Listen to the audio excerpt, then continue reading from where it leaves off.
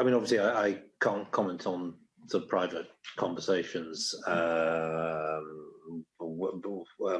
accounts of them, but I think we haven't made a secret of the fact that we find it hard to see how, as currently operated, important elements of the protocol are sustainable. So I don't think that's kind of new judgment. We've also said that we are considering all our options, and we are doing so.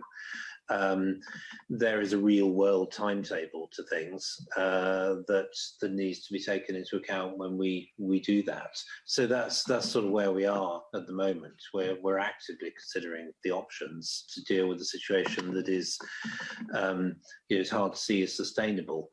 I would just pick up one comment you made on negotiations, because I said earlier that I think in many areas negotiations there wasn't a lot of traction. That's not true of absolutely every area, and we are having lots of technical discussions with the Commission. We have put in our proposal to extend the grace period on chilled meats, which expires very soon, and I know both sides are thinking very actively about that. So I wouldn't want to leave the impression that nothing is happening. Quite a lot is happening. In one or two areas there's engagement, and in other areas it's more difficult.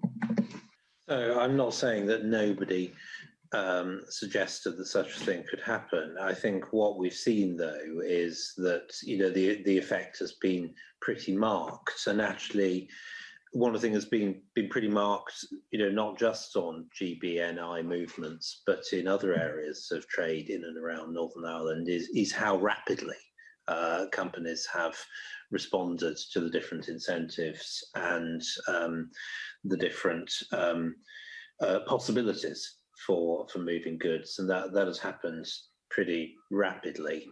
I think the other point I would make was that when we agreed the protocol in 2019, obviously a lot of these matters remain to be worked out.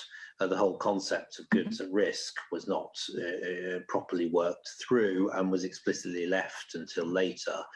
And we had been working on the assumption that we would secure things in those negotiations in 2020 on implementation of the protocol that would be part of a pragmatic implementation, and that we would also secure things in the TCA that it turned out we couldn't. For example, we asked for an equivalence mechanism on agri-food, that wasn't granted. We asked for cooperation amongst regulators, which is a normal part of FTAs, that wasn't granted. So it turned out we're operating in rather a different sort of framework by the end of 2020 than the one we probably had in mind in 2019.